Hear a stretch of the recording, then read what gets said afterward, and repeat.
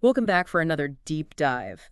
And this time, we're heading to Boise Little Theater. Oh, BLT. Love that play. Right, for the world premiere of Deep Blue. Deep Blue. Okay. It's a brand new play by local playwright Gregg Irwin. Local. Cool. And you guys, the listeners, you've sent us a ton of great material on this. Website info, cast bios, even a synopsis so we can, really unpack this. Awesome. Yeah, I was looking over that stuff too. Seems like a really fascinating production, especially, with tackling this whole AI thing. It's so timely, right? Right. And it's not just, AI in general. It's like human interaction with AI. And in this super unique setting. That's what caught my eye too, the setting. An underwater data center. Right. Called, wait for it, a habitat? A habitat. Okay, I'm intrigued. What is that exactly? Well, from what I gathered, it's like this underwater data center, but more than that. Is it a completely self-sustaining environment? How does the main character even get down there? So many questions. Right. The synopsis doesn't go into detail, but it definitely leaves room for the imagination to run wild. But even without specifics, just the setting itself already is dripping with symbolism. Oh, totally. Underwater for a play about AI? That's brilliant. It's like isolation, the unknown, maybe even being submerged in a world run by technology, which, let's face it, is kind of where we're headed anyway. Right. Diving into deep blue in more ways than one. But it's not just about the setting, though, right? This play also explores family dynamics, not just your typical family, but the families we choose. Oh, interesting. So found family, chosen family, all that. Exactly. And, given the isolation of this habitat, I'm wondering if the main character, Chris, will start to see the AI as his, surrogate family. Yeah, that makes sense. The synopsis does mention, challenges of living in that isolation. Yeah. Makes you think, well, at least it makes me think about how even though we're so hyper-connected these days, we can still feel so isolated, digitally isolated. Totally. Tons of online friends, but zero actual connection. And then there's this whole corporate angle, too. The synopsis doesn't get too specific, but with this setting and all this AI stuff, I can't help but think about, the ethics of it all, Data collection, surveillance. Yeah, I see that. Corporate morality. Yeah. It says that right in the synopsis. So, do you think it's going to be a critique of how companies use AI? Or maybe explore the power dynamics between us, the humans, and, the AI in this corporate world? Totally. And I'm also wondering about, the different types of AI personalities they're going to show and how they interact with each other. Andy with Chris. We know from the cast bios that there's Howard. He's the supervisory AI. Okay, Howard, got it. Then there's Tran, the IT interface AI. IT interface AI? Then Boxer, the physical interface AI. So they're really hitting all the angles. Right. And then Della, the team interface AI. I mean, what do these even mean in an underwater data center? It's really interesting that each AI seems to represent a different part of managing the data center and of interacting with Chris, the main human character, right? You've got the supervisor, the IT person, the physical, whatever that means, and then Della, who's all about the team dynamic. Fascinating. Right. Will each AI's personality reflect their role? Will Howard be super authoritative while Tran is super techie and maybe a little quirky? Maybe. That's how I'd write them, that's for sure. Aligning personality with function, it's like storytelling 101, helps the audience get each character and what makes them tick. Makes total sense. And then, of course, there's the question of how these AIs will actually, interact with Chris. Are they just functional? Or will they, develop something more with him? Ooh, that's a good question. Yeah. That's getting into, consciousness and stuff. Can AI really bond with humans? Is it all just programming? Or could there be something, deeper going on? Ooh, that's getting deep. Which I guess is appropriate for Deep Blue, huh? But speaking of the folks making this whole thing happen, let's talk about the cast. Yes, let's do it. Okay, so we've got Matt Melton playing Chris, and he's not just an actor. This guy is also an improviser and a podcaster. He's part of this group called the U.S. Average, and he hosts a baseball podcast. Wow. A baseball podcast, Andy, and an underwater AI play. Talk about range. Right. Super diverse.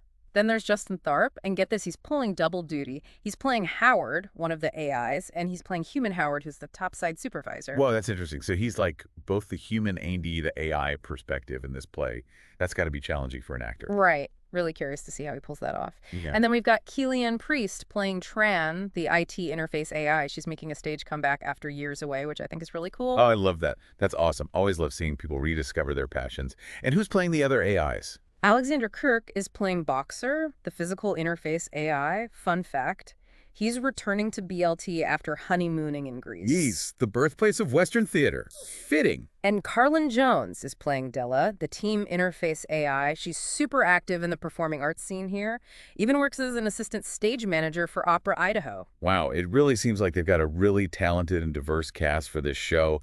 Everyone's bringing something special to the table. Totally agree. And let's not forget about the, mastermind behind it all. Oh, right. Gregg Irwin, the playwright. This guy is seriously a creative powerhouse. Playwright, poet, short story writer, filmmaker, and get this, even a coder. A coder. Wow, that's interesting. Fits right in with the whole AI theme, though. Right. And hold on, there's more. He wrote a sci-fi musical based on Jonathan Coulton's songs. And he's actually slated to direct another play at BLT next season. So he's a BLT regular then? Yeah, seems like it on stage, behind the scenes, the whole deal. But we also have to talk about the director for Deep Blue, Paul Archibeque. Okay, Paul Archibeque. What about him? He's a total BLT veteran, been involved with the theater for 15 years, serving on the board, on the script committee, and as a supervising director. Wow, that's dedication. Right. And he's directed a pretty diverse range of plays, from comedies to more intense dramas. She Kills Monsters, The Book of Will, Shakespeare in Hollywood. He even directed every Christmas story ever told, and then some, which I can only imagine was a total whirlwind. That's quite the resume. Sounds like he's comfortable with pretty much anything you throw at him. Classics, contemporary stuff, the whole works. Right. And fun fact, he's married to actress Diana Holdridge. So yeah, theater definitely runs in the family. Ah, that's sweet. So we've got this incredibly talented cast and crew, this super unique premise, a thought-provoking exploration of AI all happening right here in Boise. It's pretty awesome. It really is. And I think it's so cool that it's being done at a community theater, you know? It makes it so accessible. Oh, totally. Community theater is the best. It brings people together, sparks conversations, and you never know who you're going to meet. It's all about sharing the love of theater, and in this case, sparking some important dialogues about technology and humanity. Exactly. It's not just some abstract exploration of AI. It's happening right here in our city and inviting everyone to be part of the conversation. So, what stands out to you the most about this production? What are you most curious about? Yeah, we'd love to hear your thoughts. What parts of Deep Blue really resonate with you? What are your expectations? What are you most excited about? We're going to dive deeper into all of this right after... Wait, we don't DO breaks on these deep dives, remember? Oh, right. Whoops. Well, then buckle up, because we're about to go even deeper into Deep Blue. So, we've talked about the amazing cast and crew, but what about the story itself? What's the central conflict? Like, what's going to keep people on the edge of their seats? Well, according to the synopsis, it's this timely exploration of the way in which humans and artificial intelligence may interact in the near future while working closely together. That's pretty broad. Yeah, but it's definitely relevant, right? I mean, AI is everywhere these days, and this play seems to be asking, what happens when we have to work side by side with these super intelligent machines? Right, and not just work with them, but, live with them in this underwater data center. This, what was it called? The Habitat. The Habitat. Yeah, that adds a whole other layer to things. Imagine being the only human in that environment, surrounded by all these AI personalities. Kind of creepy, right? Totally. I mean, you've got the isolation, the potential for things to go wrong, the whole question of whether you can really trust these AI. It's definitely got the potential for some serious drama. And some humor, too, right? You mentioned that earlier. Yeah. But do you think there's room for, darker humor here, given the themes of isolation and potential loss of control to AI? Oh, absolutely. I can totally see some dark humor coming out of those situations. Imagine Chris trying to make small talk with an AI about, the weather while they're both stuck underwater in this high-tech facility. Yeah. Or maybe the AI starts cracking jokes about the futility of human existence. Oh, that's good. Yeah, I think Deep Blue will definitely have moments of humor, but it won't be all fun and games. The synopsis mentions that Chris and the AI crew face many challenges together, so it's not just about coexisting, it's about dealing with conflict, maybe even facing existential threats together. Right, what happens when something goes wrong in the Habitat? Who do you turn to when your only companions are AI? It makes you think about the nature of trust and dependence in a whole new way. Totally. And let's not forget that the playwright, Gregg Irwin, is a coder himself. I think that insider perspective on technology is going to bring a lot of authenticity to how AI is portrayed in the play. For sure. I mean, he's not just writing about AI from a theoretical standpoint. He actually knows how these systems work. That's going to influence his writing. Exactly. And I'm also super curious to see how his background in film and music will come into play. Maybe there will be some cool multimedia stuff like projections or soundscapes to create this immersive underwater world on stage. Ooh, that'd be so cool. I can just imagine the sounds of like water pressure and sonar pings echoing through the black box. Right. It would be awesome. But let's focus on the characters for a minute. We've got these four distinct AI personalities: Howard, Tran, Boxer, and Della. It's like they each represent different aspects of human intelligence or even the human psyche. Yeah, that's a good point. Like Howard, as the supervisory AI, could be all about control and order, while Tran, the IT guy, is maybe more analytical and problem-solving focused. And then there's Boxer, the physical interface. I'm really curious to see how that's portrayed on stage. Like, will he be more grounded, more physical, maybe representing our connection to the real world as opposed to the digital one? Interesting.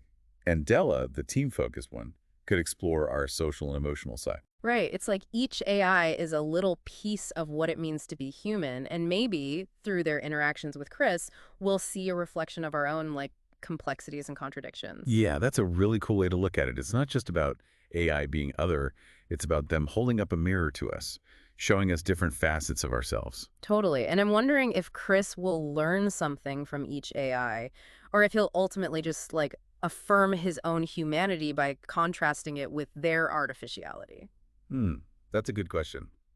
Maybe it'll be a bit of both. Like he starts out seeing them as tools, but ends up recognizing their, I don't know, their personhood in some way. Right. Or maybe it's less about recognizing their personhood and more about him realizing that even AI can teach us something about what it means to be human. Yeah, I like that. And remember, Justin Tharp is playing both Howard the AI and human Howard, the topside supervisor. I'm really curious to see how he differentiates those two roles. Like, will AI Howard be more robotic in his movements and speech? Ooh, that's a good point. Maybe he'll even use different voices for each character, like a deeper, more monotone voice for AI Howard and a more natural, expressive voice for human Howard.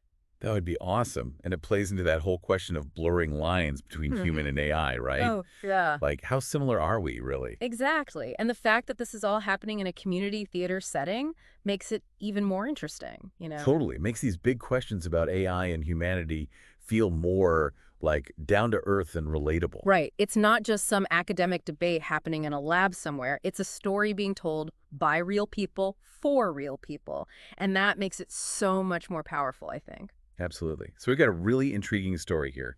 Thought-provoking themes, complex characters, and this incredible underwater setting. But let's move on to the bigger picture. Why does this production matter? Why should people care about Deep Blue? Yeah, that's a great question. What makes this play relevant beyond the stage? So we've covered a lot of ground here. We've talked about the story, the characters, the creative team, even the unique setting of this underwater data center, Right, this habitat. the habitat. But I think it's time to zoom out a bit and ask the big question, like, why does this production matter? What makes it relevant to, people's everyday lives? Yeah, that's a great point. We can get so caught up in the details, but ultimately it's about the impact, right? What does Deep Blue have to say to us, the audience? Exactly. And for me, I think one of the key takeaways is how it tackles this whole like relationship we have with technology, Yeah. specifically AI. Right, and it's not just some like futuristic sci-fi fantasy either. It's very much grounded in our current reality. Oh, totally. AI is everywhere these days, and it's Right. only going to become more prevalent. So it's important to think about the implications, both the good and the bad. Absolutely. And Deep Blue does that in a really compelling way, I think. By setting the play in this underwater data center, it kind of forces us to confront like the potential for isolation. And the blurring lines between human and artificial intelligence, right? It's like a visual metaphor for how technology can, like, consume us. Totally. I mean, we turn to technology for connection, but it can also lead to this weird detachment from like the physical world, and even from ourselves. And Deep Blue seems to be exploring that tension. Yeah, for sure. Yeah. It makes you think, like, what does it even mean to be human in this age of, like, super advanced technology? Right. Like what makes us unique? What are the qualities that define us? Is it our creativity, our empathy, our ability to connect with each other on a deep level? All good questions. Yeah. And I think Deep Blue will make us think about those questions in new and interesting ways. I hope so. And I love that this is all happening in a community theater setting, you know? It makes these big philosophical ideas feel more accessible. Oh, absolutely. Community theater is all about bringing people together, creating a space for shared experiences and important conversations. Right. It's not just for like theater elites or Mm. academics, it's Yeah. for everyone.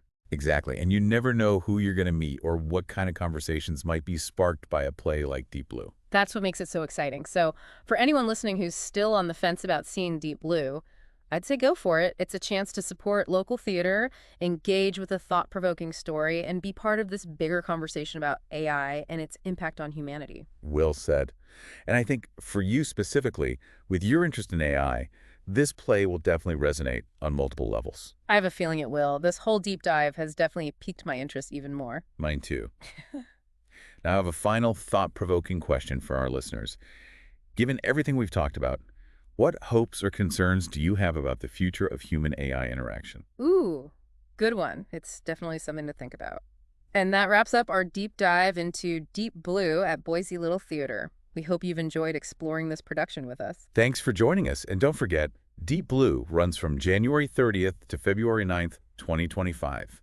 Be sure to check it out. And until next time, keep diving deep into the things that fascinate you.